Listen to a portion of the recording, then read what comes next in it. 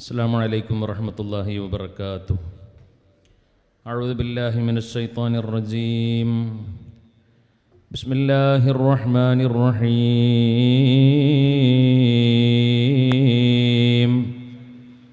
അൽഹംദുലില്ലാഹി റബ്ബിൽ ആലമീൻ. നഹ്മദുഹു വനസ്തഈനുഹു വനസ്തഗ്ഫിറുഹു വനുഅ്മിനു ബിഹി വനതവക്കലു അലൈഹി ونعوذ بالله من شرور أنفسنا ومن سيئات أعمالنا من يهده الله فلا مضل له ومن يضلله فلا هادي له نشهد أن لا إله إلا الله وحده لا شريك له ونشهد أن نبينا وحبيبنا وسيدنا ومعشوقنا ومحبوبنا مصطفى محمدا صلى الله عليه وسلم عبده ورسوله أرسله بالهدى ودين الحق ليظهره على الدين كله ولو كره المشركون.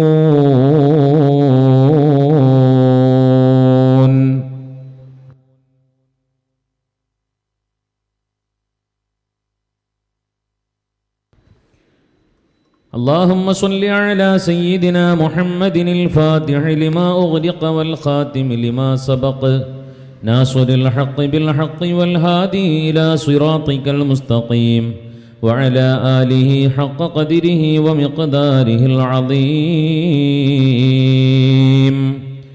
يا سيد السادات جئتك قاصدا أرجو حماك فلا تخيب مقصدي قد حل بي ما قد علمت من الأذى والظلم والضعف الشديد فأسعدي ما لي سوى حبي لديك وسيلة فامنن علي بفضل جودك أسعدي. يا ربي صل على النبي محمد منزل الخلائق من جهنم في غدي.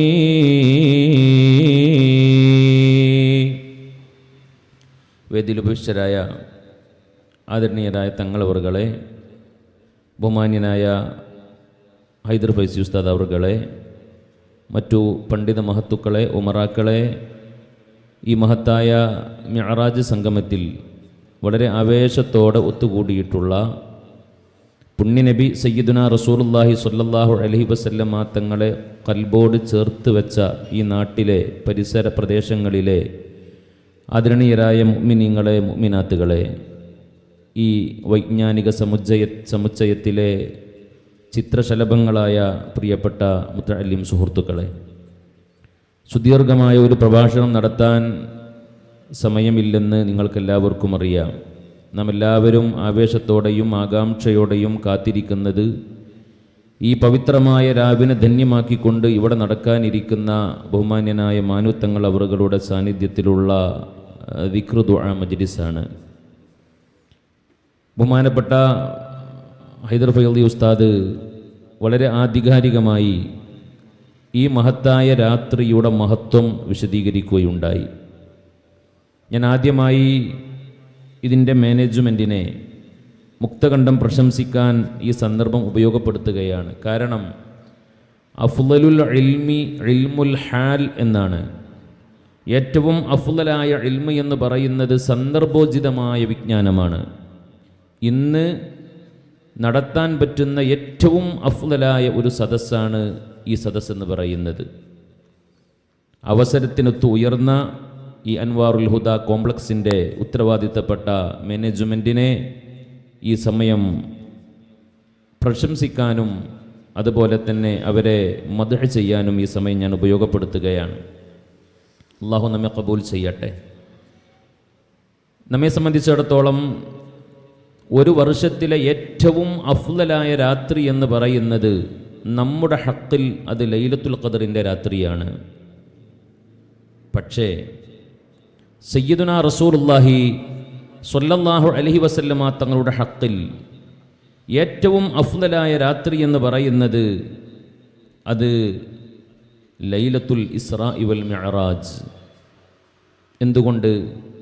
ലിഅന്നഹു റഅ റബ്ബഹു ഫീഹാ. നേരത്തെ ഉസ്താദ് ഇവിടുന്ന് പറഞ്ഞല്ലോ, പുണ്യനബിയുടെ ഹക്കിലേക്ക് ചേർത്ത് നോക്കിയാൽ ഒരു വർഷത്തിലെ ഏറ്റവും അഫ്ളലായ, തൻ്റെ ജീവിതത്തിലെ ഏറ്റവും അഫ്ളലായ രാത്രി മിഅ്റാജിൻ്റെ ഇസ്റാഇൻ്റെ രാത്രിയാണ്. അന്നാണ് പുണ്യനബി അള്ളാഹുവിനെ കണ്ടിട്ടുള്ളത്. നമ്മുടെ ഹക്കിൽ ലൈലത്തുൽ ഖദറാണ്.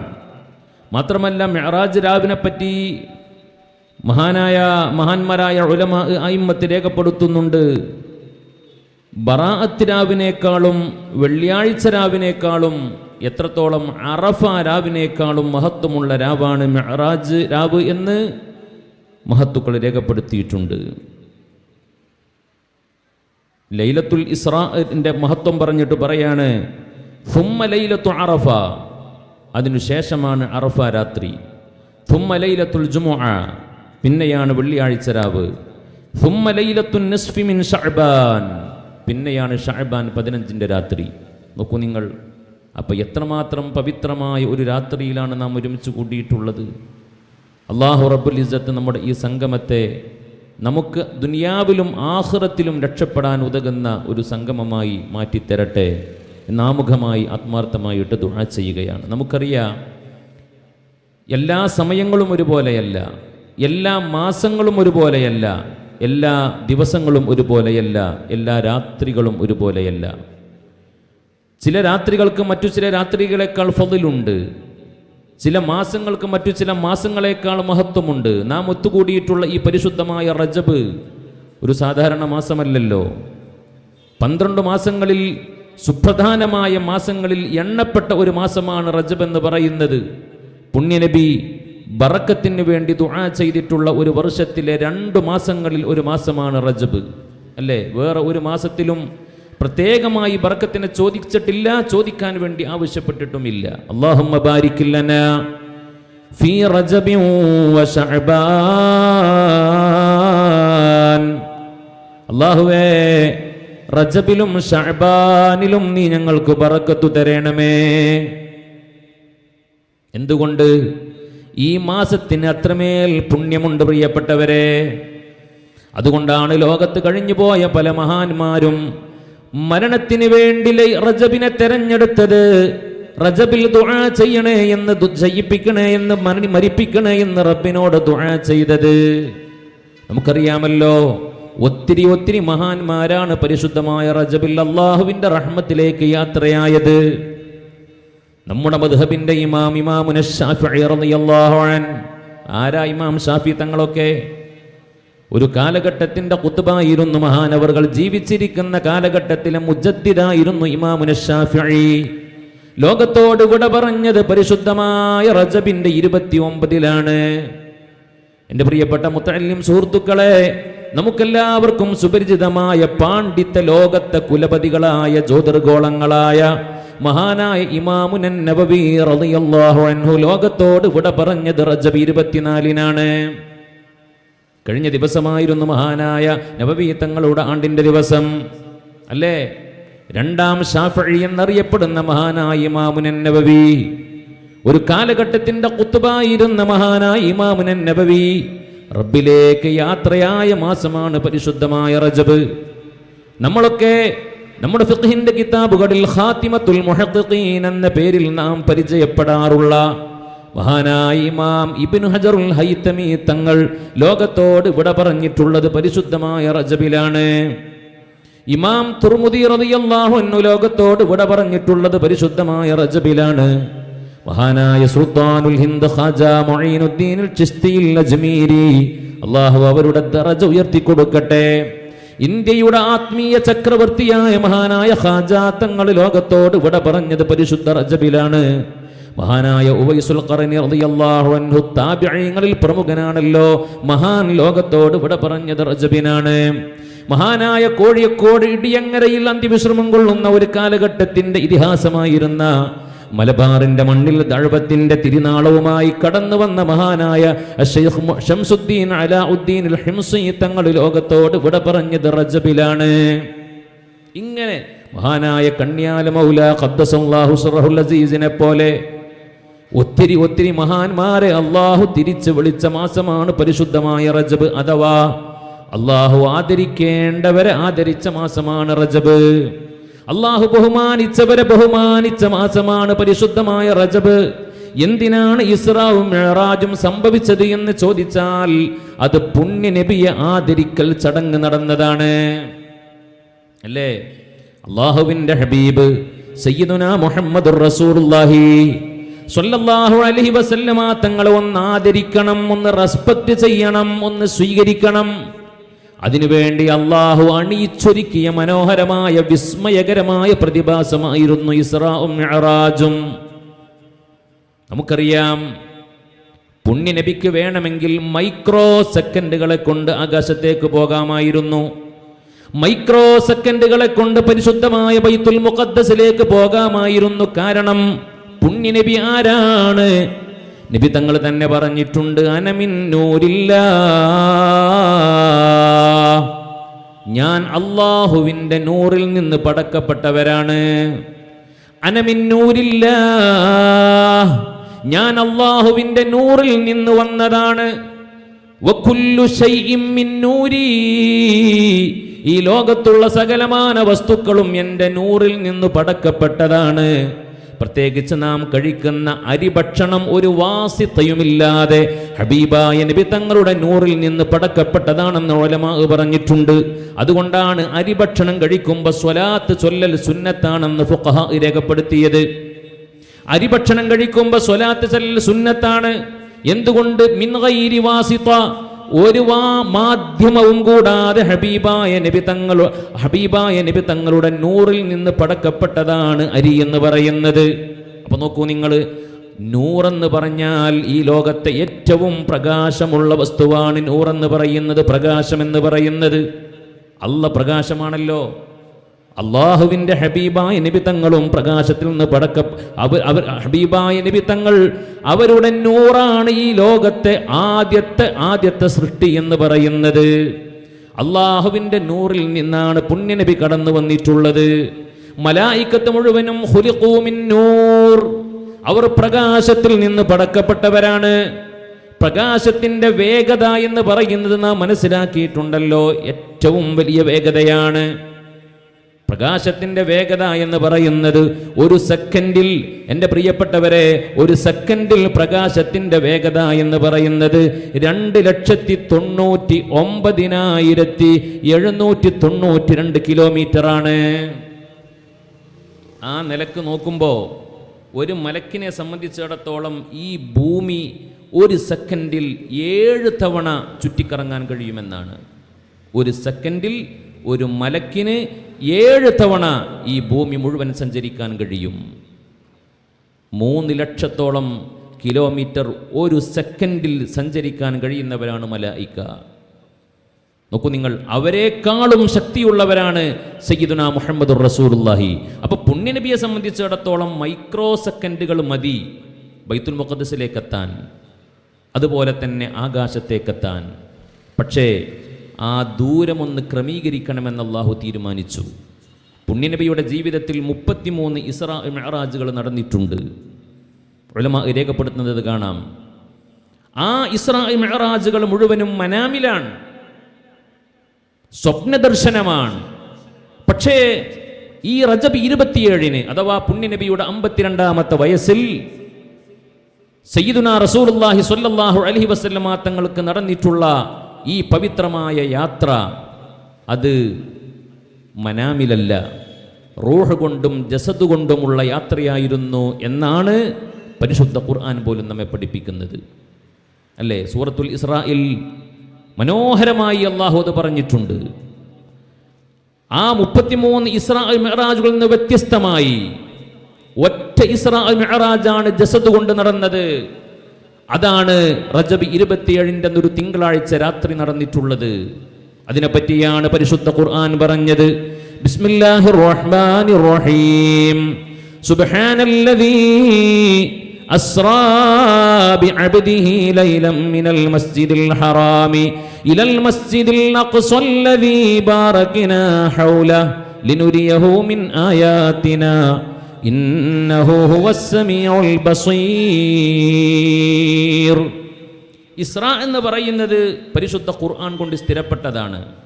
മിഅ്റാജ് എന്ന് പറയുന്നത് ഹദീസുകളെ കൊണ്ട് സ്ഥിരപ്പെട്ടതാണ്. നമ്മൾ മനസ്സിലാക്കേണ്ടത് ഇത് എത്രത്തോളം മഹത്വമുള്ള സംഭവമാണെന്ന് വെച്ചാൽ 45ഓളം വരുന്ന സ്വഹാബത്ത് റിപ്പോർട്ട് ചെയ്ത സംഭവമാണ് മിഅ്റാജ് എന്ന് പറയുന്നത്. 40ഓളം വരുന്ന ഗ്രന്ഥങ്ങൾ ഇസ്രാ മിഅ്റാജിൻ്റെ വിഷയത്തിൽ ലോകത്ത് വിരചിതമായിട്ടുണ്ട്. 40ഓളം വരുന്ന കിതാബുകൾ. അള്ളാന്റെ ഹബീബിന്റെ ജീവിതത്തിൽ ഇതിനേക്കാൾ വലിയൊരു സംഭവം നമുക്ക് പറയാനില്ല. മുഅ്ജിസത്തുകളുടെ കൂട്ടത്തിൽ ഒന്നാമത്തെ മുഅ്ജിസത്ത് പരിശുദ്ധ ഖുർആനാണ്.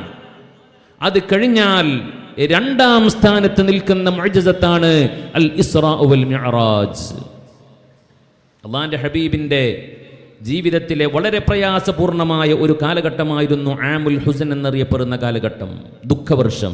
നേരത്തെ ഉസ്താദ് അതിലൂടെ കടന്നുപോയി.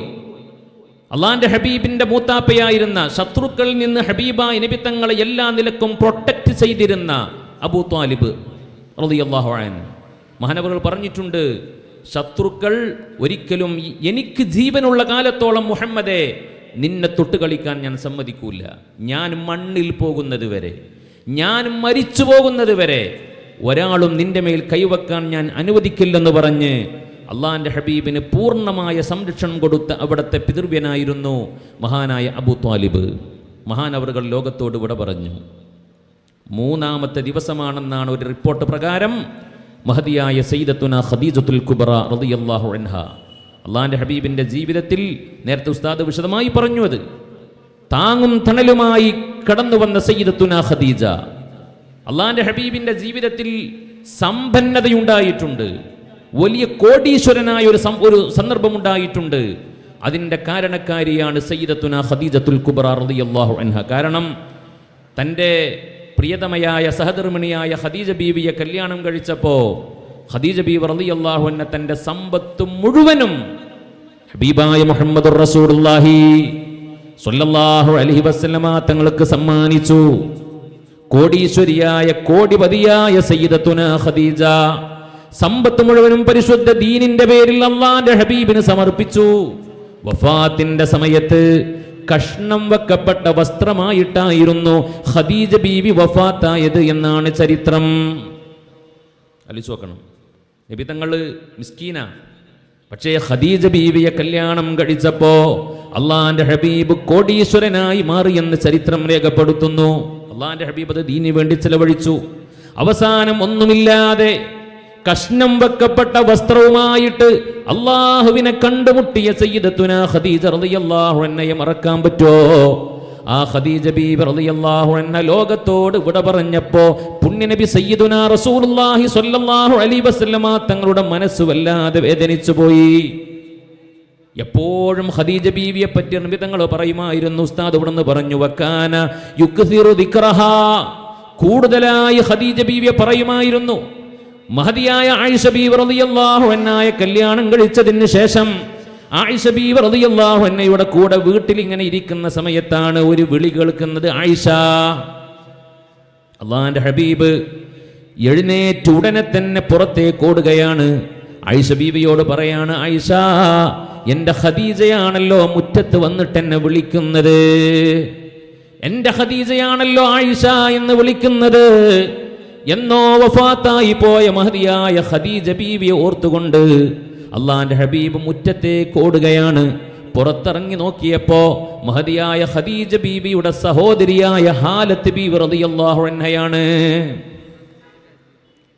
ഖദീജ ബീവിയുടെ അതേ സൗണ്ടായിരുന്നു ഹാലത്ത് ബീവി റളിയല്ലാഹു തആല അൻഹാക്ക്. അപ്പോഴാണ് മഹദിയായ ആയിഷ ബീവി ചില സംസാരങ്ങൾക്ക് പുണ്യനബിയോട് നടത്തി. ഞാൻ അങ്ങോട്ട് കടക്കുന്നില്ല. പറഞ്ഞു വന്നത്, അത്രമേൽ പുണ്യനബിയെ സ്വാധീനിച്ച മഹദിയായ ഖദീജ ബീവി ലോകത്തോട് വിട പറഞ്ഞു. അതുപോലെ തന്നെ പുണ്യനബിയുടെ ജീവിതത്തിലെ സങ്കടകരമായ മറ്റൊരു സംഭവം അരങ്ങേറി. ആ വർഷത്തിൽ അള്ളാന്റെ ഹബീബ് സ്വല്ലല്ലാഹു അലൈഹി വസല്ലമ തങ്ങളുടെ ഉമ്മയുടെ കുടുംബങ്ങൾ, അമ്മാവന്മാർ താമസിക്കുന്ന ത്വായിഫിലേക്ക് അവർ തനിക്ക് പ്രൊട്ടക്ഷൻ നൽകുമെന്ന് മനസ്സിലാക്കി ത്വായിഫിലേക്ക് കടന്നുപോയി മുഹമ്മദ് മുസ്തഫ സ്വല്ലല്ലാഹു അലൈഹി വസല്ലമ തങ്ങള്. പക്ഷേ അവിടെ എത്തിയപ്പോ അവിടെ എത്തിയപ്പോ വളരെ വേദനാജനകമായ കാഴ്ചയാണ് ഹബീബായ നബി തങ്ങൾക്ക് കാണാൻ സാധിച്ചത്. അവിടെയുള്ള ആളുകൾ കുട്ടികളെ സുബ്ഹാനല്ലാഹ് ചെറിയ മക്കളെ ഉപയോഗപ്പെടുത്തിക്കൊണ്ട് അള്ളാന്റെ ഹബീബിന്റെ ശറഫാക്കപ്പെട്ട ശരീരത്തിലേക്ക് കല്ലെടുത്തെറിഞ്ഞു. അവിടെ നിന്ന് വളരെ വേദനിച്ചു. കാലിൽ നിന്ന് രക്തം ചീറ്റിയൊഴുകി. മഹാനായ സയ്യിദുനാ മുഖറബുൽ അംലാക്ക് ജിബ്രീൽ അലൈഹിസ്സലാത്തു വസ്സലാം കടന്നു വന്നിട്ട് പുണ്യ നബിയോട് പറഞ്ഞു, നബിയെ, ഈ ജനതയെ ഞാൻ നശിപ്പിച്ചു കളയാം, അങ്ങ് അനുവാദം തരുമോ? അള്ളാന്റെ ഹബീബ് അപ്പോഴാണ് പറഞ്ഞത്, അരുത് ജിബ്രീൽ, ഞാനത് സമ്മതിക്കൂല. വിവരമില്ലാത്തത് കൊണ്ട് ചെയ്തു പോയതാണവര്. അല്ലാഹുമ്മ ഗ്ഫിർ ലി ഖൗമി ഫഇന്നഹും ലാ യഅലമൂൻ. അല്ലാഹുവേ, ഈ ജനതക്ക്, ത്വായിഫിലെ ഈ ജനതക്ക് നീ പുറത്തു കൊടുക്കണേ, വിവരമില്ലാത്തത് കൊണ്ട് ചെയ്തു പോയതാണെന്ന് ദുആ ചെയ്യുകയാണ് ചെയ്തത് മുഹമ്മദ് മുസ്തഫ.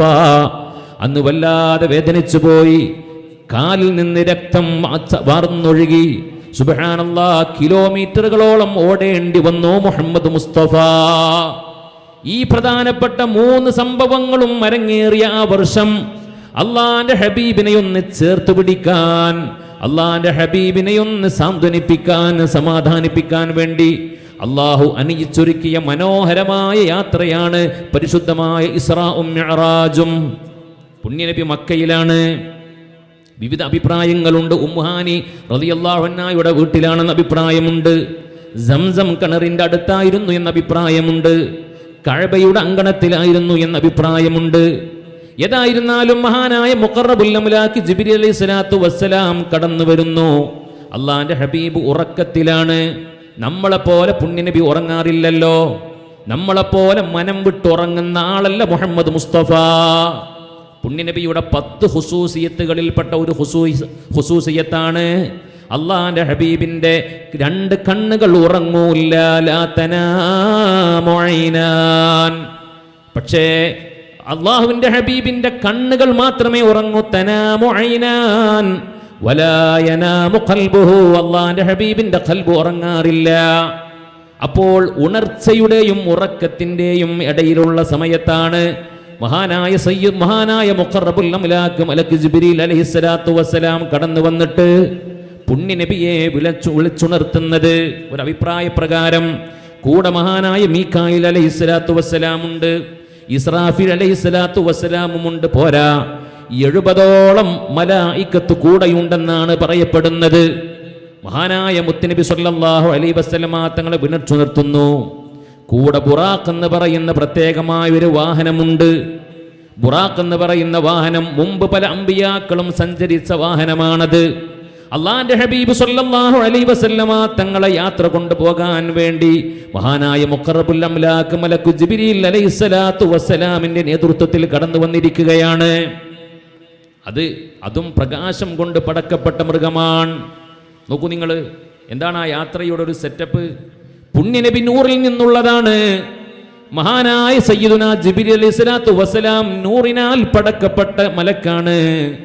ബുറാഖ് എന്ന് പറയുന്ന വാഹനവും നൂറിൽ നിന്ന് പടക്കപ്പെട്ടതാണ്.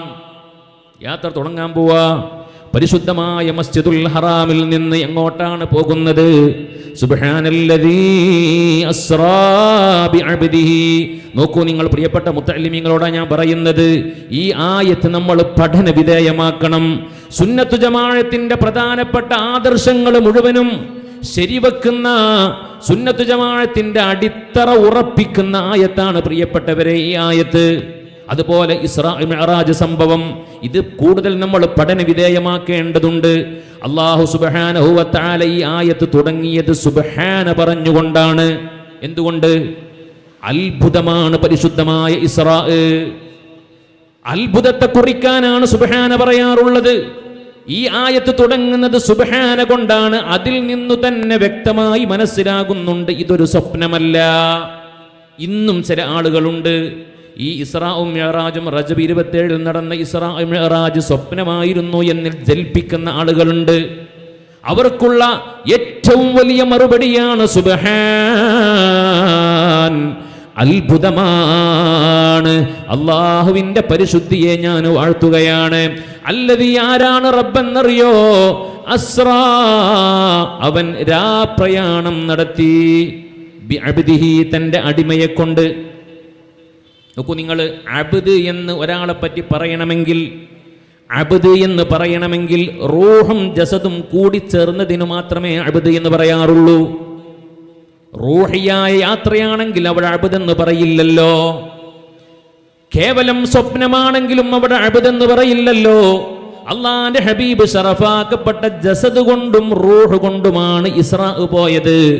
അതുകൊണ്ടാണ് അവിടെ അബ്ദ് എന്ന് ഉപയോഗിച്ചത് എന്ന് ഉലമാ പറയുന്നുണ്ട്. മാത്രമല്ല, ഇവിടെ മറ്റൊരു കാര്യം പ്രിയപ്പെട്ട മുത്തഅല്ലിമീങ്ങളെ നമ്മൾ ശ്രദ്ധിക്കണം. അള്ളാന്റെ ഹബീബിന്റെ ജീവിതത്തിലെ ഏറ്റവും പ്രധാനപ്പെട്ട രണ്ടാമത്തെ മുഅ്ജിസത്ത് പറഞ്ഞപ്പോ ചിന്തിക്കണേ നിങ്ങൾ. സുബ്ഹാനല്ലദീ അസ്റാ ബി റസൂലിഹി എന്നല്ല പറഞ്ഞത്, സുബ്ഹാനല്ലദീ അസ്റാ ബി നബിയിഹി എന്നല്ല പറഞ്ഞത്, സുബ്ഹാനല്ലദീ അസ്റാ ബി ഹബീബിഹി എന്നോ അല്ലെങ്കിൽ ഖലീലിഹി എന്നോ അല്ല പറഞ്ഞത്, ബി അബ്ദിഹി. കാരണം ഈ ലോകത്തെ ഏറ്റവും വലിയ അബ്ദാണ് മുഹമ്മദുർ റസൂലുള്ളാഹി. അള്ളാന്റെ ഹബീബിനാ യാത്രയുണ്ടാവാൻ കാരണം തന്നെ അള്ളാന്റെ ഹബീബ് യഥാർത്ഥ അബ്ദായത് കൊണ്ടാണ്. അപ്പൊ നമ്മൾ ഇസ്രാഉം മിഅ്റാജും നൽകുന്ന ഏറ്റവും വലിയ സന്ദേശം, മിഅ്റാജ് ദിനം നമുക്ക് നൽകുന്ന ഏറ്റവും വലിയ സന്ദേശം എന്ന് പറയുന്നത്, മെസ്സേജ് എന്ന് പറയുന്നത്, നാം അള്ളാഹുവിന്റെ യഥാർത്ഥ അടിമയാവുക എന്നുള്ളതാണ്. അടിമയാവണമെങ്കിൽ എന്ത് വേണം? അടിമയാവണമെങ്കിൽ നമുക്ക് സ്വന്തമായി ചോയ്സ് ഉണ്ടാവരുത്, നമുക്ക് ഓപ്ഷൻസ് ഉണ്ടാവരുത്. യജമാനനായ റബ്ബ് എന്താണോ പറഞ്ഞത് അതിനപ്പുറത്തേക്ക് പോകാൻ നമുക്ക് അനുവാദമില്ലല്ലോ. അപ്പോഴല്ലേ അടിമയാകുള്ളൂ, അപ്പോഴല്ലേ അബ്ദാവുള്ളൂ. ഇവിടെ അള്ളാഹു പ്രയോഗിച്ചത് ബി അബ്ദിഹി, അള്ളാഹുവിന്റെ യഥാർത്ഥ അടിമയായ മുഹമ്മദുർ റസൂലുള്ളാഹ്. പ്രിയപ്പെട്ടവരെ, നമ്മൾ അടിമകളാവാനാണ് ശ്രദ്ധിക്കേണ്ടത്. ഇന്ന് അങ്ങനെയല്ല, ഞാൻ കുറ്റപ്പെടുത്താന്ന് തോന്നിപ്പോകരുത്. ഇന്ന് കുറച്ചൊക്കെ കാര്യങ്ങൾ അള്ളയും റസൂലും പറഞ്ഞതൊക്കെ നമ്മൾ കേൾക്കുന്നുണ്ട്. പക്ഷേ ചില കാര്യങ്ങളൊക്കെ നമ്മുടെ സ്വന്തം അഭിപ്രായങ്ങളാണ്, നമ്മുടെ സ്വന്തം തെരഞ്ഞെടുപ്പുകളാണ്, നമ്മുടെ സ്വന്തം ഓപ്ഷനുകളാണ്. അള്ള അങ്ങനെയൊക്കെ പറഞ്ഞിട്ടുണ്ടെങ്കിലും ഇന്നത്തെ കാലത്ത് അങ്ങനെയൊക്കെ പറ്റുമോ? എൻ്റെ പ്രിയപ്പെട്ട സഹോദരിമാരെ, മുത്തുനബി അങ്ങനെയൊക്കെ പറഞ്ഞിട്ടുണ്ടെങ്കിലും ഇന്നത്തെ കാലത്ത് അതൊക്കെ നടക്കുമെന്നാണ് പലപ്പോഴും സംശയം. അതുകൊണ്ട് തന്നെ യഥാർത്ഥ അടിമകളെന്ന് നമ്മളെ പറ്റി പറയാൻ പറ്റുമോ? ഇദാ ഖലല്ലാഹു വറസൂലുഹു അംറൻ, അള്ളയും അള്ളാന്റെ റസൂലും ഒരു കാര്യം അങ്ങ് വിധിച്ചു കഴിഞ്ഞാൽ പിന്നെ അതിൽ സ്വന്തം ചോയ്സ് ഉണ്ടാകരുത്, അതിൽ മറ്റൊരു അഭിപ്രായം ഉണ്ടാകരുത്. അതാണ് അടിമയുടെ പ്രത്യേകത. അള്ളാന്റെ ഹബീബ് നമ്മളോട് ഔറത്ത് മറക്കാൻ പറഞ്ഞിട്ടുണ്ടെങ്കിൽ അവിടെ പിന്നെ ന്യായങ്ങൾക്ക് സ്ഥാനമില്ല. ഇന്നത്തെ കാലത്ത് അതൊന്നും നടക്കൂലല്ലോ. എങ്ങനെയാണ് ഇന്നത്തെ കാലത്ത് എങ്ങനെയൊക്കെ ഔറത്ത് മറച്ചുകൊണ്ട് നടക്കുക? വല്ലാതെ ഡെവലപ്പ് ചെയ്ത കാലഘട്ടമല്ലേ, അഡ്വാൻസ്ഡ് കാലഘട്ടമല്ലേ? അതൊന്നും ന്യായമല്ല. അള്ളയും റസൂലും ഒരു കാര്യം അങ്ങ് തീരുമാനിച്ചാൽ അതിൻ്റെ അപ്പുറത്തേക്ക് മറ്റൊരു തീരുമാനമുണ്ടാവരുത്. അതാണ് അള്ളാഹുവിന്റെ യഥാർത്ഥ അടിമയുടെ ലക്ഷണം. പുണ്യനബി സയ്യിദുനാ റസൂലുള്ളാഹി സ്വല്ലല്ലാഹു അലൈഹി വസല്ലമ തങ്ങള് അള്ളാഹുവിന്റെ യഥാർത്ഥ അബ്ദായിരുന്നു. എല്ലാം എത്രത്തോളം പരീക്ഷണങ്ങൾ ഉണ്ടായി. പ്രിയപ്പെട്ടവരോട് ഞാൻ പറയട്ടെ, അള്ളാന്റെ ഹബീബിനെ പോലെയുള്ള ലോകത്ത് കഴിഞ്ഞു പോയ അമ്പിയാക്കന്മാരെല്ലാം അനുഭവിച്ച ത്യാഗങ്ങളുടെ 1000-ൽ-1 നമ്മൾ ആരും സഹിച്ചിട്ടില്ല. ഒരു പ്രയാസങ്ങളും നമ്മൾ അനുഭവിച്ചിട്ടില്ല. അശദ്ദുന്നാസി ബലാഅൻ അൽ അംബിയാ, ഈ ലോകത്ത് ഏറ്റവും കൂടുതൽ പരീക്ഷണങ്ങൾക്ക് വിധേയമായത് അള്ളാഹുവിന്റെ അംബിയാക്കളാണെന്ന് മുഹമ്മദ് മുസ്തഫ. പക്ഷേ അവർ വെപ്രാളപ്പെട്ടില്ല, അവർ അക്ഷമ കാണിച്ചില്ല, അവർ റിസാലത്തിൽ നിന്ന് പുറത്തു പോയില്ല, അവർ നുബുവത്ത് രാജിവെച്ചില്ല, അവർ ദഅവത്തിൽ നിന്ന് പിന്മാറിയില്ല. എല്ലാം കാരിരുമ്പിന്റെ ഈമാനോടെ എല്ലാത്തിനെയും പ്രതിരോധിച്ചു. യഥാർത്ഥ അടിമയായി മാറി. ഞാൻ അള്ളാഹുവിന്റെ കയ്യിലെ കളിപ്പാവയാണ്, എന്നെ കൊണ്ട് റബ്ബ് എന്ത് ചെയ്യാനും ഞാൻ ഒരുക്കമാണ്, ഞാൻ വഴങ്ങിക്കൊടുക്കുന്നവനാണെന്ന ബോധത്തോടെ കടന്നുപോയവരാണ് മഹാന്മാര് മുഴുവനും. അള്ളാഹു നമുക്ക് തൗഫീഖ് പ്രദാനം ചെയ്യട്ടെ. നോക്കൂ നിങ്ങൾ, എത്ര മനോഹരമാണ് ആ പ്രയോഗം. സുബ്ഹാനല്ലദീ അസ്റാ ബിഅബ്ദിഹി, പിന്നെ പറഞ്ഞത് ലൈലൻ എന്നാണ്. മുത്തഅല്ലിമീങ്ങൾക്കറിയാം, ഞാൻ പറയേണ്ടതില്ല. അസ്ര എന്ന് പറഞ്ഞാൽ തന്നെ രാപ്രയാണം നടത്തി എന്നാണ്, അല്ലേ? അസ്ര എന്ന് പറഞ്ഞാൽ എന്താ അർത്ഥം? രാപ്രയാണം നടത്തിച്ചു എന്നാണ്. അത് മുത്തഅദ്ദിയായിട്ടും ലാസിമായിട്ട് ഉപയോഗിക്കുന്ന ഒരു പദമാണ്. പക്ഷേ അസ്ര എന്ന് പറഞ്ഞതിന് ശേഷം പിന്നെയും ലൈലൻ എന്ന് പറഞ്ഞു അല്ലാഹു സുബ്ഹാനഹു വ തആല. നമ്മൾ പോസ്റ്റും കാലെന്ന് പറയും പോലല്ലേ അത്? എന്തിനാണ് അസ്റാ ബി അബ്ദിഹി ലൈലൻ എന്ന് പറഞ്ഞത്? എന്തിനാണ് അതിനെ കിറയാക്കിയത്?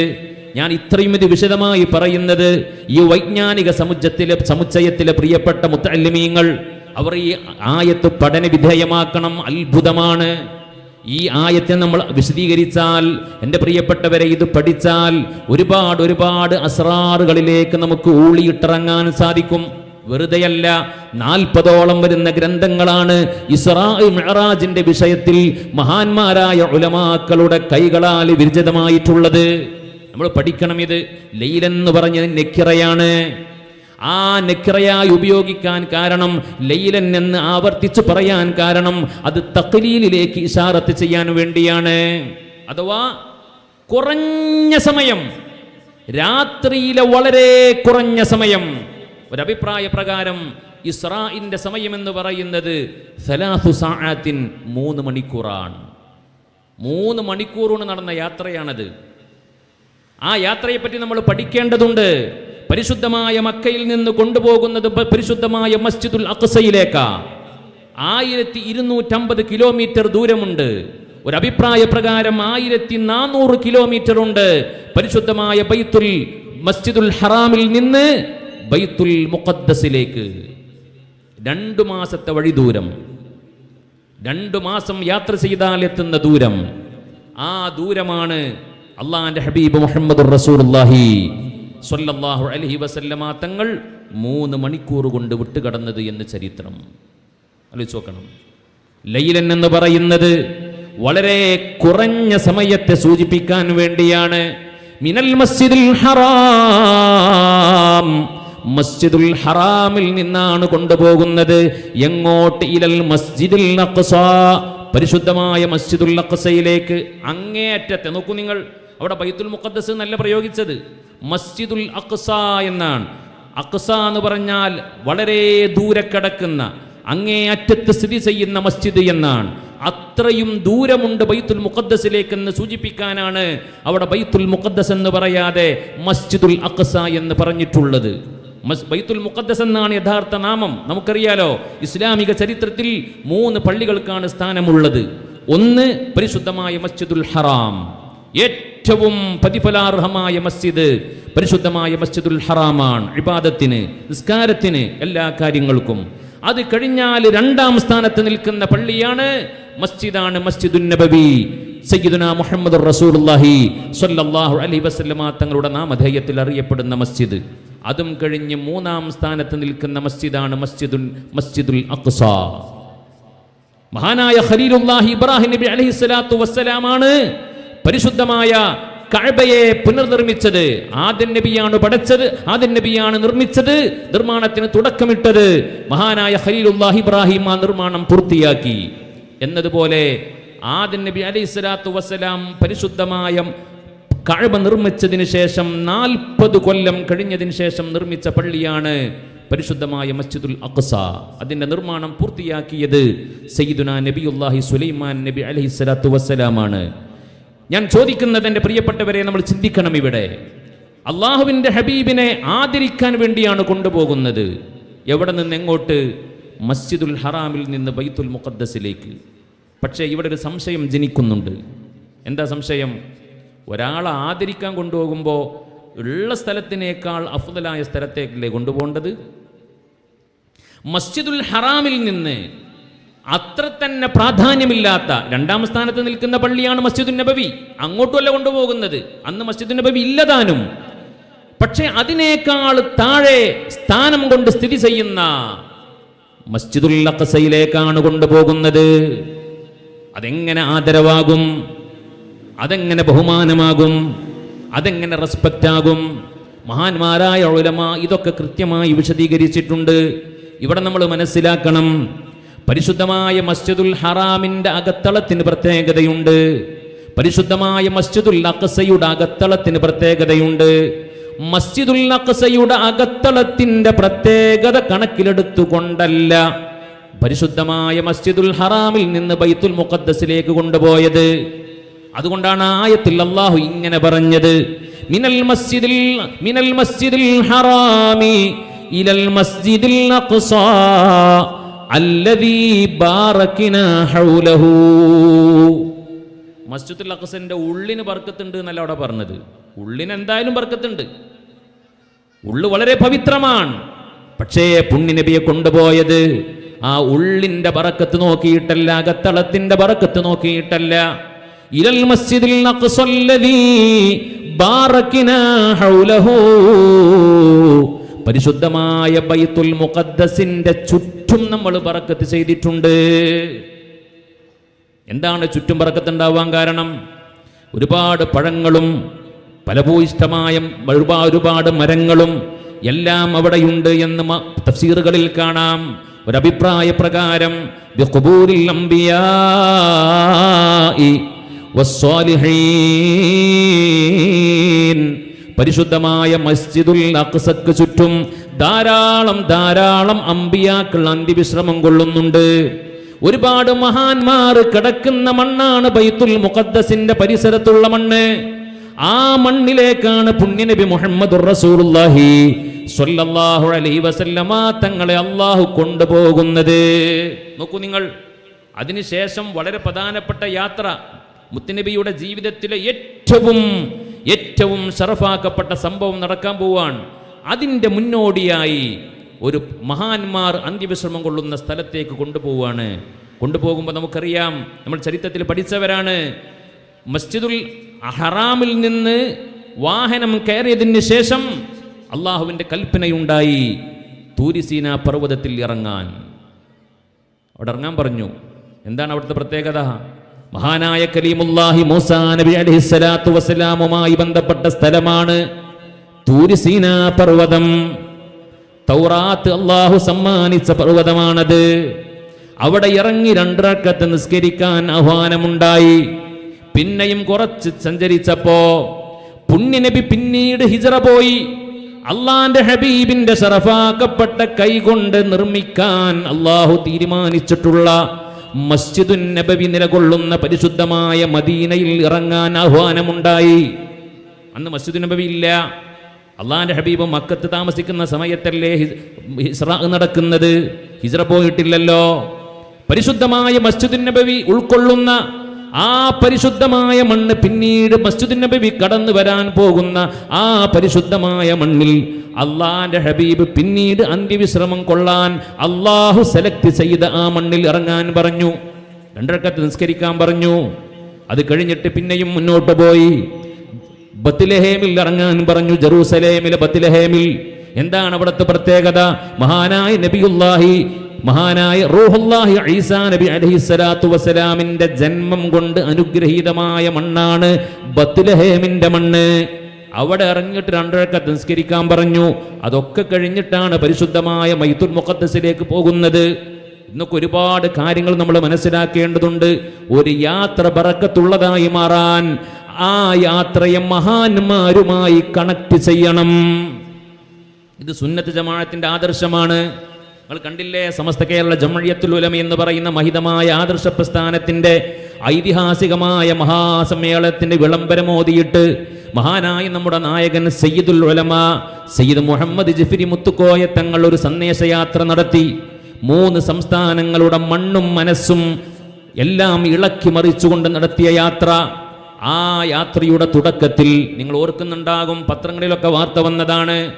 ആ യാത്ര തുടങ്ങുന്നതിൻ്റെ മുമ്പേ മഹാരഥന്മാരായ അള്ളാഹുവിൻ്റെ ഔലിയാക്കളെ പോയി സിയാറത്ത് ചെയ്ത് അനുവാദം വാങ്ങി, സമ്മതം വാങ്ങിയിട്ടാണ് ആ യാത്ര തുടങ്ങിയത്.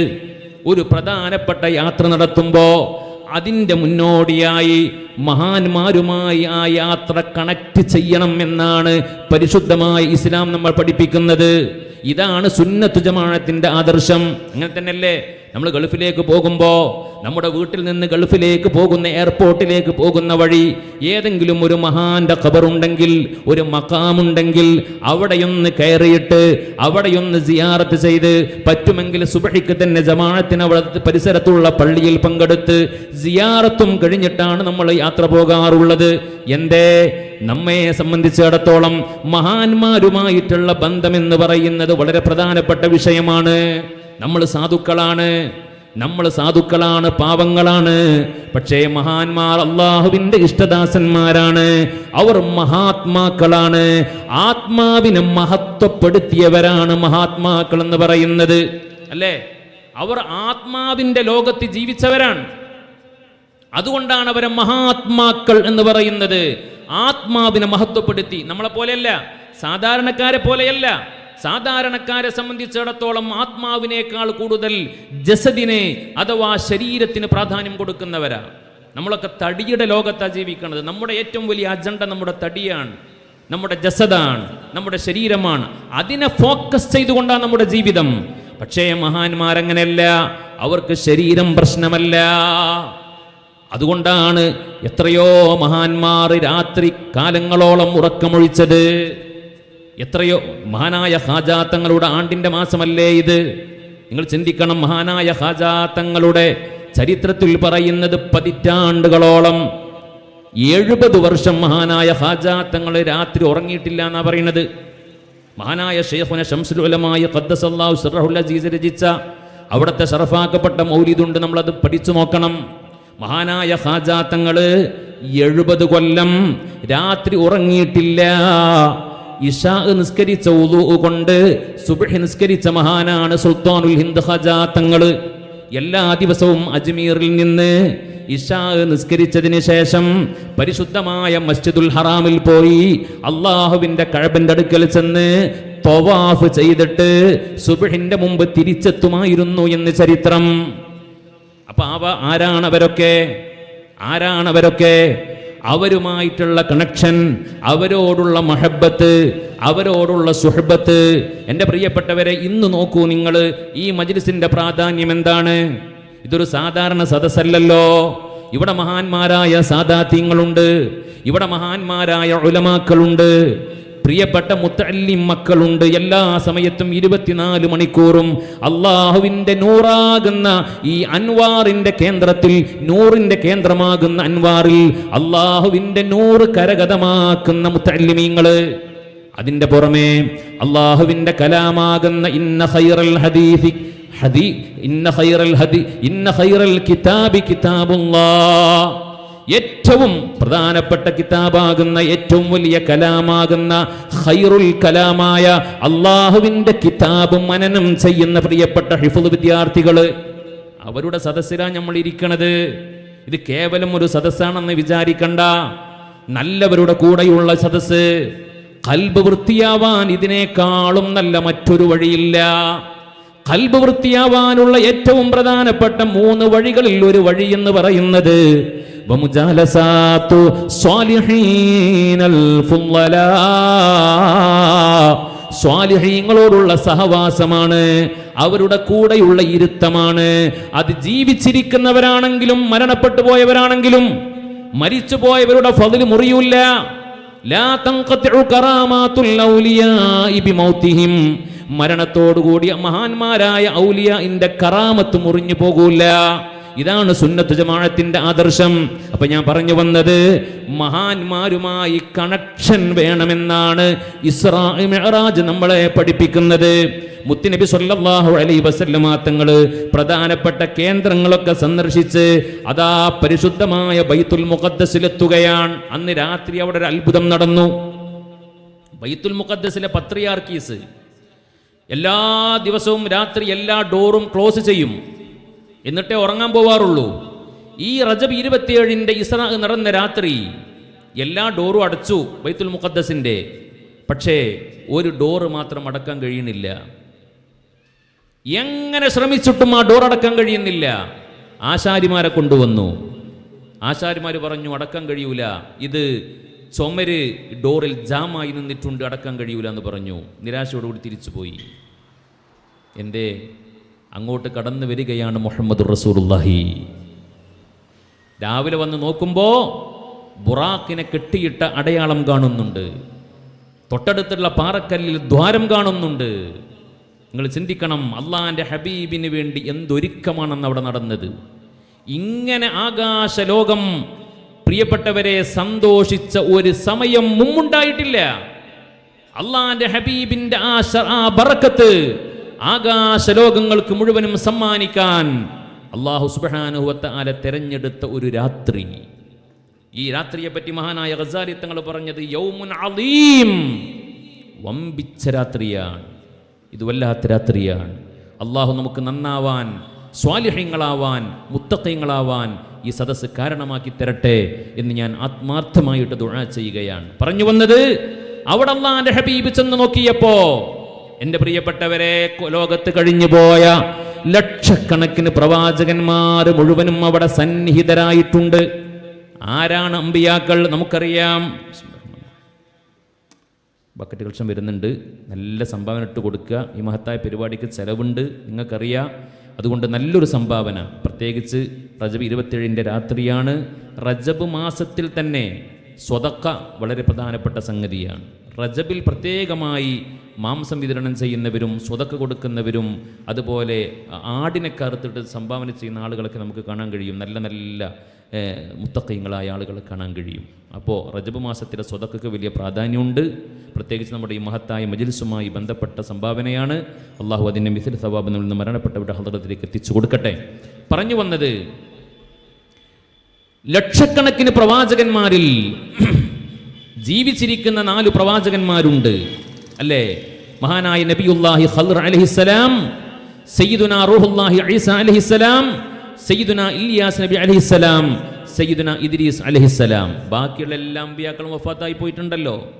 പക്ഷേ മുത്തുനബി സല്ലല്ലാഹു അലൈഹി വസല്ലമ തങ്ങൾ ബൈത്തുൽ മുഖദ്ദസിലെത്തിയപ്പോൾ ഈ വഫാത്തായി പോയ മുഴുവൻ ആളുകളുടെയും മുഴുവൻ മഹാന്മാരുടെയും അമ്പിയാക്കളുടെയും അർവാഹുകളെ അള്ളാഹു അവിടെ സംഗമിപ്പിച്ചിട്ടുണ്ട്. നോക്കൂ നിങ്ങൾ, വലിയ മഹാസംഗമം നടക്കുകയാണ്. ലോകത്തെ ഏറ്റവും വലിയ സ്വാലിഹ്യങ്ങൾ എന്ന് പറഞ്ഞാൽ ആരാ? ഈ ഭൂമി ലോകത്തെ ഏറ്റവും വലിയ സ്വാലിഹ്യങ്ങൾ എന്ന് പറയുന്നത് അംബിയ മുർസലീങ്ങളാണ്. ആ അംബിയ മുർസലീങ്ങളുടെ മുഴുവൻ ഒരു സംഗമം ബൈത്തുൽ മുഖദ്ദസിൽ നടക്കുകയാണ്. എൻ്റെ ബൈത്തുൽ മുഖദ്ദസ് തിരഞ്ഞെടുത്തു എന്നൊക്കെ വേറെയും പല കാരണങ്ങളും മഹാന്മാർ പറഞ്ഞിട്ടുണ്ട്. യഥാർത്ഥത്തിൽ ഈസ നബി അലൈഹിസ്സലാത്തു വസ്സലാമിനെ അള്ളാഹു ആകാശത്തേക്ക് ഉയർത്തിയതും ബൈത്തുൽ മുഖദ്ദസിൽ വെച്ചാണ് എന്ന് മഹാന്മാർ രേഖപ്പെടുത്തിയിട്ടുണ്ട്. ചുരുക്കം പറഞ്ഞാൽ അമ്പിയാക്കളുടെ ഒരു എയർപോർട്ടാണ് ബൈത്തുൽ മുഖദ്ദസ്. അമ്പിയാക്കളുടെ എയർപോർട്ടാണ്. മാത്രമല്ല, ഇനി മഹ്ശർ എന്ന് പറയുന്ന ഒരു ഘട്ടം വരാനുണ്ട്. ഉലമാ വിശദീകരിക്കുന്നത് കാണാം. മഹ്ശറിന്റെ മർക്കസ്, മഹ്ശറിന്റെ കേന്ദ്രം ഇത് ബൈത്തുൽ മുഖദ്ദസ് ആയിരിക്കും അത്രേ. അങ്ങനെ പല കാരണങ്ങളെ കൊണ്ടുമാണ് ബൈത്തുൽ മുഖദ്ദസിനെ തിരഞ്ഞെടുത്തത് എന്ന് ഉലമാ വിശദീകരിച്ചിട്ടുണ്ട്. ഏതായിരുന്നാലും അവിടെ വെച്ച് 2 റക്അത്ത് നിസ്കരിക്കാനുള്ള കൽപ്പനയുണ്ടായി. അതിൻ്റെ മുമ്പ് നിസ്കാരം നിർബന്ധമാക്കപ്പെട്ടിട്ടില്ല. അന്നത്തെ രാത്രിയിലാണ് നിസ്കാരം വുജൂബാകുന്നത്. ആ നിസ്കാരം ഏതായിരുന്നു? മഹാന്മാരായ ഉലമാ ചർച്ച ചെയ്തിട്ടുണ്ട്. അത് പള്ളിയിൽ കയറിയാൽ നിസ്കരിക്കുന്ന തഹയ്യത്ത് നിസ്കാരമായിരുന്നു. ആ സമയത്തേക്ക് മാത്രമായി അല്ലാഹു സുബ്ഹാനഹു വ തആല ജമാഅത്ത് സുന്നത്താക്കിയതാണ് മഹാന്മാരായ അമ്പിയാക്കൾക്ക് വേണ്ടി എന്നാണ് അഭിപ്രായപ്പെട്ടിട്ടുള്ളത്. അങ്ങനെ 2 റക്അത്ത് നിസ്കരിക്കാൻ വേണ്ടി ആഹ്വാനമുണ്ട്. അതിനു മുമ്പ് മുത്തുനബിക്ക് 2 നേരം നിസ്കാരം നിർബന്ധമുണ്ട്. രാവിലെ 2 റക്അത്ത്, രാത്രി 2 റക്അത്ത് നിർബന്ധം ഉണ്ടായിരുന്നു. ഉമ്മത്തിന് വുജൂബായിട്ടില്ല നിസ്കാരം. അള്ളാഹിന്റെ ഹബീബിന്റെ ഹക്കിൽ ചിലതൊക്കെ നിർബന്ധമായിരുന്നല്ലോ. ഇപ്പോൾ തഹജ്ജുദ് നിസ്കാരം, പുണ്യനബി സല്ലല്ലാഹു അലൈഹി വസല്ലമ തങ്ങളുടെ ഹക്കിൽ തഹജ്ജുദ് വാജിബായിരുന്നു എന്ന് നമുക്ക് കാണാൻ സാധിക്കും. അപ്പോൾ പറഞ്ഞു വന്നത്, ഈ നിസ്കാരം അത് തഹയ്യത്ത് നിസ്കാരമായിരുന്നു എന്നും മഹാന്മാരായ അമ്പിയാക്കൾക്കിടയിൽ ഇമാമത്ത് നിൽക്കുന്നതിൽ തർക്കം വന്നു എന്നും. ആരിമാമ നിൽക്കണം? ഏറ്റവും സീനിയർ ആരാണ്? മഹാനായ അബൂന അബുൽ ബഷർ ആദം നബി അലൈഹി സ്വലാത്തു വസ്സലാം അല്ലേ? സീനിയോറിറ്റി നോക്കുകയാണെങ്കിൽ ആദം നബി അല്ലേ ഇമാമ നിൽക്കേണ്ടത്? പിന്നെ മഹാനായ ഷീസ് നബി അല്ലേ? പിന്നെ ഇദ്രീസ് നബി അല്ലേ? പിന്നെ നൂഹ് നബി അല്ലേ? അതുപോലെ തന്നെ പിന്നെ ഹൂദ് നബി അല്ലേ? സ്വാലിഹ് നബി അല്ലേ? അവസാനത്തെ നബി അല്ലേ മുഹമ്മദ് മുസ്തഫ തർക്കം വന്നപ്പോ അള്ളാഹുവിന്റെ ഭാഗത്ത് നിന്ന് വിധി വന്നു, ഹുക്മ വന്നു. ആരാണ് ഇമാമ് നിൽക്കേണ്ടത്? ലോകത്തിന്റെ നേതാവ് മുഹമ്മദുർ റസൂലുള്ളാഹ്. മുഅ്മിനീങ്ങളെ, മുത്തുനബിയുടെ ഫضل നമ്മൾ മനസ്സിലാക്കണം. നമുക്ക് അല്ലാഹു നൽകിയ ഏറ്റവും വലിയ ഫضലാണ് ആ ഹബീബായ നബി തങ്ങളുടെ ഉമ്മത്തീങ്ങളിൽ പെടാൻ സാധിച്ചു എന്നത്. അതിനേക്കാൾ വലിയൊരു ഫضل നമുക്കില്ല. നമുക്ക് ഭയങ്കര ഫضലാണ്, ഭയങ്കര ശ്രേഷ്ഠതയാണ്, വല്ലാത്ത ഇസ്സത്താണ്. ലോകത്ത് നാളെ സുബ്ഹാനല്ലാഹ് എല്ലാം കഴിഞ്ഞിട്ട് മഹ്ശറയിലെ ഹിസാബൊക്കെ കഴിഞ്ഞിട്ട് എല്ലാവരെയും സ്വർഗത്തിലേക്ക് അല്ലാഹു പറഞ്ഞു വിടുമ്പോ ഉമ്മത്തീങ്ങളുടെ കൂട്ടത്തിൽ ആദ്യമായി അല്ലാഹു സ്വർഗത്തിലേക്ക് പറഞ്ഞു വിടുന്ന ഉമ്മത്ത് അത് ഉമ്മത്തു മുഹമ്മദാൻ സ്വല്ലല്ലാഹു അലൈഹി വസല്ലം. സ്വലാത്ത് ഇല്ലണില്ല നിങ്ങൾ? ഇന്ന് സ്വലാത്ത് ഇല്ലെങ്കിൽ എപ്പോഴാ സ്വലാത്ത് ഇല്ല? ഇത് റസൂലുള്ളാഹിന്റെ രാത്രിയാണ്. സ്വല്ലല്ലാഹു അലൈഹി വസല്ലം ഒരു 3 സ്വലാത്ത് ഉറക്കെ ചൊല്ലിയേ. സ്വല്ലല്ലാഹു അലാ മുഹമ്മദ്, സ്വല്ലല്ലാഹു അലാ മുഹമ്മദ്, അല്ലാഹുമ്മ സ്വല്ലി അലാ മുഹമ്മദ്. ഈ രാത്രി ഒരുപാട് അദ്കാറുകൾ പതിവാക്കാൻ ചില സൂഫിയാക്കളൊക്കെ വിശദീകരിച്ചത് കാണാൻ കഴിയും. കൂട്ടത്തിൽ സ്വലാത്ത് പറഞ്ഞിട്ടുണ്ട്. കാരണം ഇത് മുത്തുനബിയുടെ രാത്രിയാണ്, അള്ളാന്റെ ഹബീബിന്റെ രാത്രിയാണ്. സ്വലാത്ത് ചൊല്ലാതിരിക്കുന്നത് അദബുകേടാണ്. അള്ളാഹു മുത്തുനബിയുടെ ഫضل കൊണ്ട് നമ്മളെ രക്ഷപ്പെടുത്തി തരട്ടെ.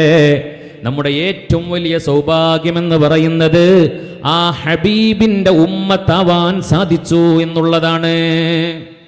നമുക്ക് എന്തെല്ലാം നിഅ്മത്ത് കിട്ടിയിട്ടുണ്ടോ മുഅ്മിനീങ്ങളെ, അത് മുഴുവനും മുത്തുനബി കൊണ്ട് കിട്ടിയതാണ് സ്വല്ലല്ലാഹു അലൈഹി വസല്ലം. അതാണ് നമ്മുടെ പ്രത്യേകത. ആകാശ ലോകത്ത് നിന്ന് എന്തെല്ലാം നമുക്ക് കിട്ടിയിട്ടുണ്ടോ അത് മുഴുവനും മുത്തുനബിയിലൂടെ മാത്രമേ നമുക്ക് കിട്ടിയിട്ടുള്ളൂ. ഇപ്പം നമ്മൾ നിസ്കരിച്ചിട്ടാണ് അവിടെ വരുന്നത്, ഇശാ നിസ്കരിച്ചിട്ടാണ് നമ്മൾ ഇവിടെ ഇരിക്കുന്നത്. ആ നിസ്കാരം ആരിലൂടെ ലഭിച്ചതാണ്? സയ്യിദുനാ മുഹമ്മദ് മുസ്തഫ.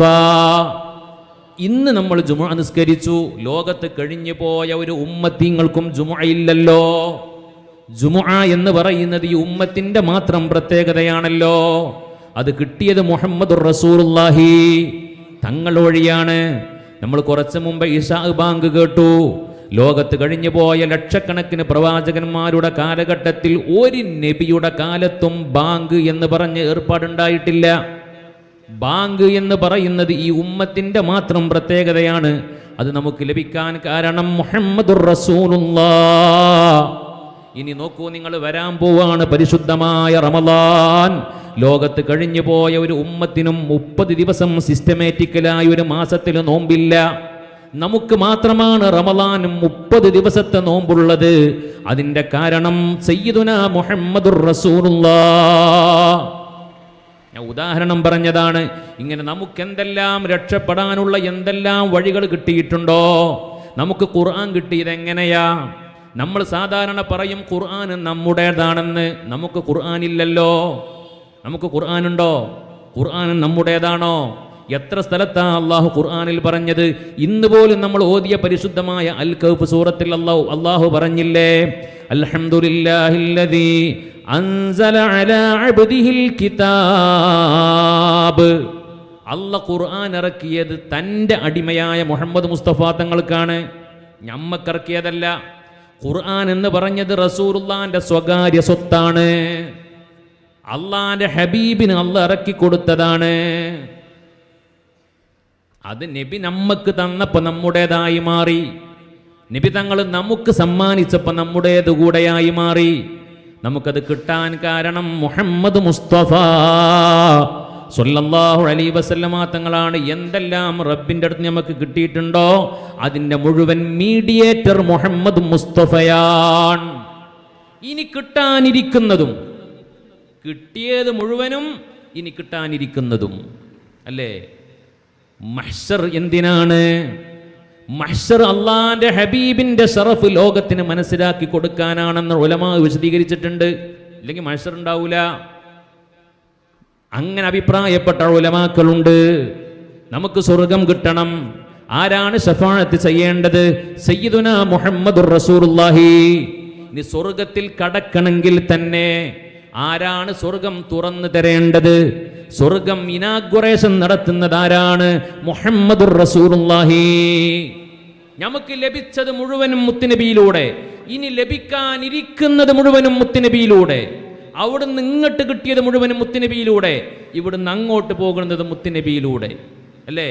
എല്ലാ അമലുകളും തിങ്കളാഴ്ചയും വ്യാഴാഴ്ചയും ആകാശത്തേക്ക് ഉയർത്തപ്പെടും. നമ്മളെന്താ മനസ്സിലാക്കിയത്? രാമപുരത്ത് വെച്ച് ഇവിടെ വെച്ച് നമ്മൾ നടത്തുന്ന അമലുകൾ നേരെ സ്ട്രൈറ്റായി ആകാശത്തേക്ക് ഉയർത്തുകയല്ല അള്ളാഹു ചെയ്യുന്നത്. മറിച്ച് നമ്മുടെ അമലുകൾ മദീന മുനവ്വറയിൽ കടക്കുന്ന മുഹമ്മദുർ റസൂലുള്ളാഹി ആ മുത്തുനബിയെ കാണിച്ച് അവിടുന്ന് അറ്റസ്റ്റ് ചെയ്ത് അവിടുന്ന് അൽഹംദുലില്ല പറഞ്ഞിട്ടല്ലാതെ ഒരു അമലും ആകാശത്തേക്ക് ഉയർത്തപ്പെടുന്നില്ല. അള്ളയും കാണുന്നുണ്ട്, റസൂലുഹു എന്നാ പറഞ്ഞത്, അള്ളാന്റെ ഹബീബും കാണുന്നുണ്ട്. അപ്പോ ഇവിടുന്ന് അങ്ങോട്ട് പോണത്, ആകാശത്തേക്ക് കയറുന്നത് മുഴുവനും മുത്തുനബിയിലൂടെ, അവിടുന്ന് ഇങ്ങോട്ട് വന്നത് മുത്തുനബിയിലൂടെ.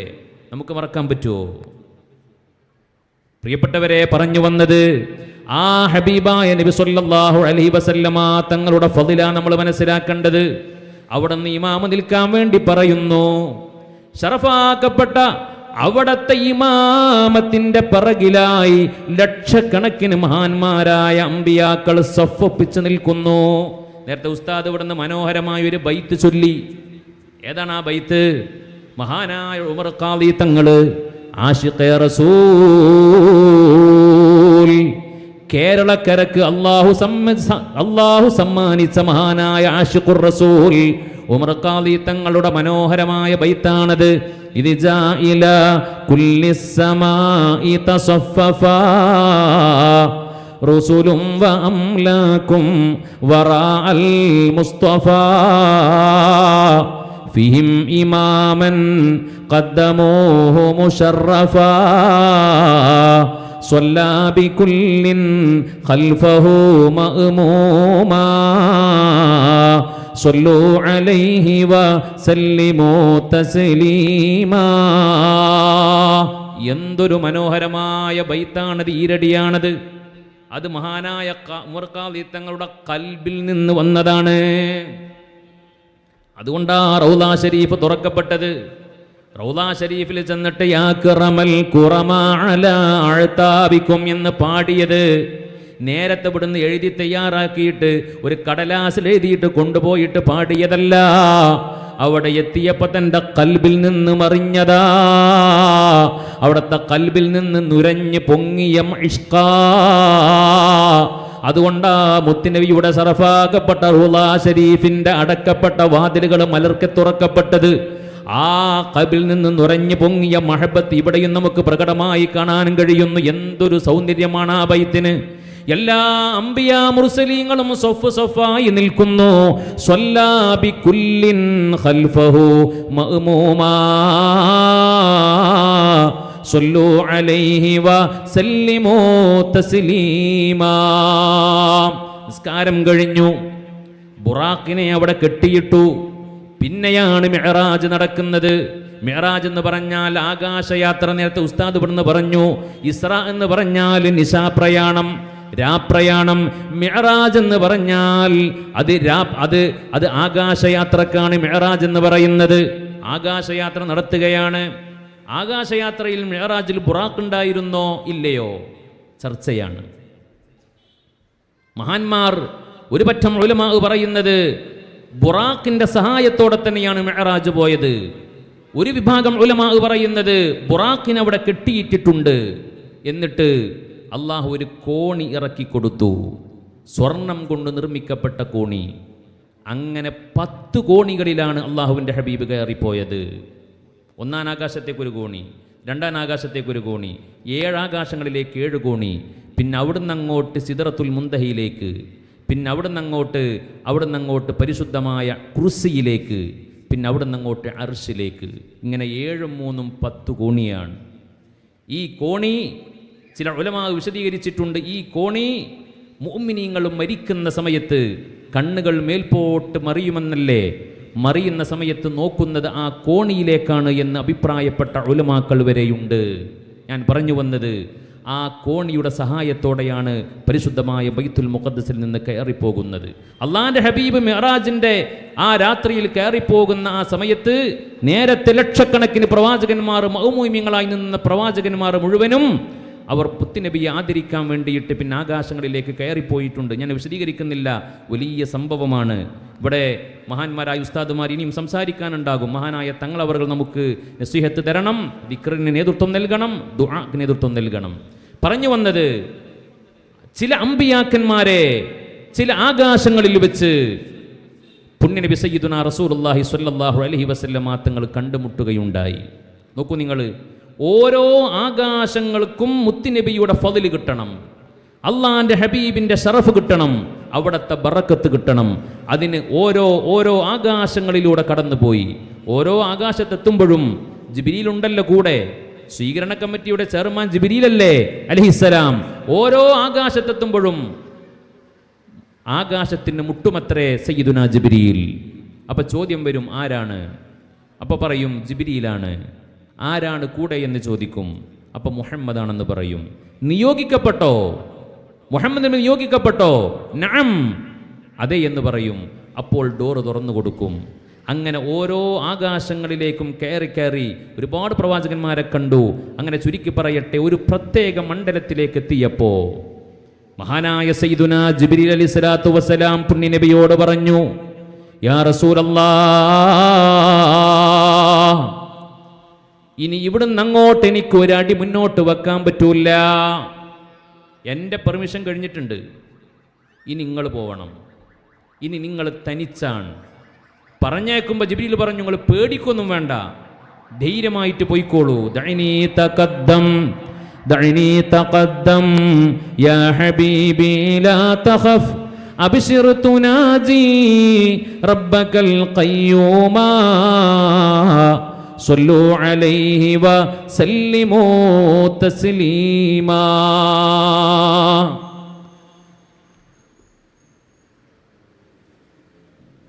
തങ്ങളാണോ?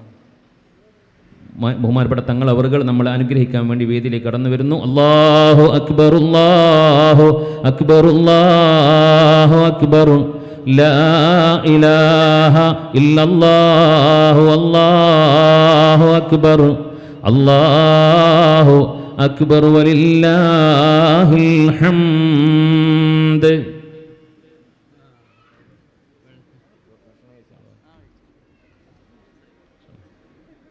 അൽഹംദുലില്ലാഹ്.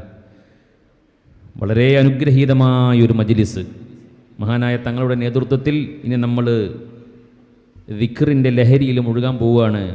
ദുആയുടെ നിർവൃതിയിൽ ആറാടാൻ വേണ്ടി പോവുകയാണ്. അള്ളാഹു ഈ സദസ്സിനെ ഖബൂൽ ചെയ്യട്ടെ.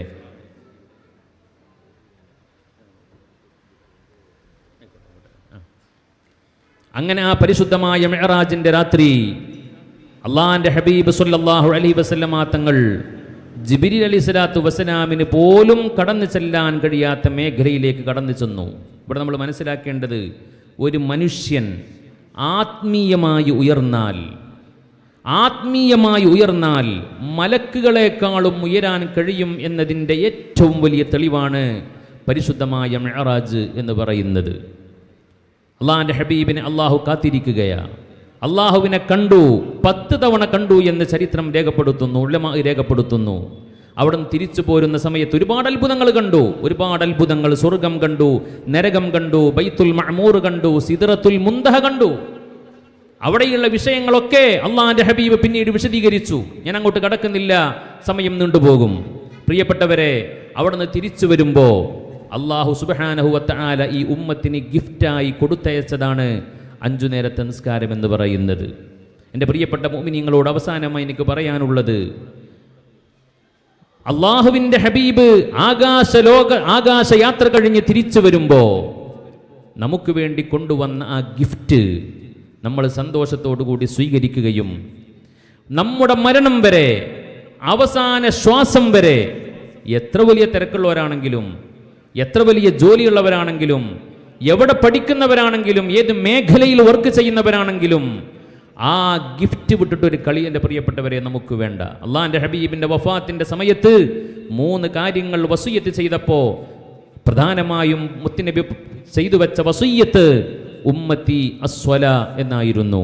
എൻ്റെ ഉമ്മത്തിങ്ങളെ, നിസ്കാരം അത് നിങ്ങൾ ഗൗരവത്തോടുകൂടി കണക്കിലെടുക്കണം. അതിൽ നിങ്ങൾ നിസ്സംഗത കാണിക്കരുത്, മടി കാണിക്കരുത്, അമാന്തം കാണിക്കരുത്. അള്ളാഹിൻ്റെ ഹബീബിൻ്റെ വസിയ്യത്ത. നമ്മുടെ ഹബീബ് ലോകത്തോട് വിട പറയുമ്പോൾ ആ നിസ്കാരം എന്ന് പറയുന്ന വസിയ്യത്ത് അത് നൽകിക്കൊണ്ടാ ലോകത്തോട് വിട പറഞ്ഞിട്ടുള്ളത്. അതുകൊണ്ട് നിസ്കാരത്തിൻ്റെ കാര്യത്തിലൊക്കെ നമ്മൾ വലിയ ശ്രദ്ധ കാണിക്കണം. നമ്മുടെ മിഅ്റാജ്, ഒരു മുഅ്മിനായ മനുഷ്യൻ്റെ മിഅ്റാജ് അത് നിസ്കാരമാണ്. അസ്വലാത്തു മിഅ്റാജുൽ മുഅ്മിൻ. ഒരു മുഅ്മിനായ മനുഷ്യൻ റബ്ബിലേക്ക് എത്തിച്ചേരാനുള്ള ഏറ്റവും വലിയ വഴിയാണ്, അള്ളാഹുവിലേക്കുള്ള പാലമാണ് 5 നേരത്തെ നിസ്കാരം എന്ന് പറയുന്നത്. അത് കൃത്യമായി മരണം വരെ നിർവഹിക്കാൻ, ഒരു ഖളാഉമില്ലാതെ നിർവഹിക്കാൻ അള്ളാഹു നമുക്കെല്ലാവർക്കും തൗഫീഖ് പ്രദാനം ചെയ്യട്ടെ. പരിശുദ്ധമായ ഇസ്രാ മിഅ്റാജ് എൻ്റെ പ്രിയപ്പെട്ട മുത്തഅല്ലിമീങ്ങളോട് ഞാൻ പറയാണ്, കൂടുതലായി നമ്മൾ പഠന വിധേയമാക്കുകയും അതിൻ്റെ അസ്റാറുകളിലേക്ക് നമ്മൾ ഊളിയിട്ടിറങ്ങുകയും അതിൻ്റെ കാലികമായ പഠനങ്ങൾ, കാലികമായ വായന നടത്തുകയും ചെയ്തുകൊണ്ട് ഉമ്മത്തിന് ഇൻഷാ അല്ലാഹ് വിശദീകരിച്ചു കൊടുക്കാൻ, പഠിപ്പിച്ചു കൊടുക്കാൻ നിങ്ങൾ മുന്നോട്ട് വരണം. അള്ളാഹു നമ്മളെ ഖബൂൽ ചെയ്യട്ടെ. വ ആഖിറു ദഅ്വാനാ അനിൽ ഹംദുലില്ലാഹി റബ്ബിൽ ആലമീൻ. വസ്സലാമു അലൈക്കും വറഹ്മത്തുള്ളാഹി വബറകാതുഹു.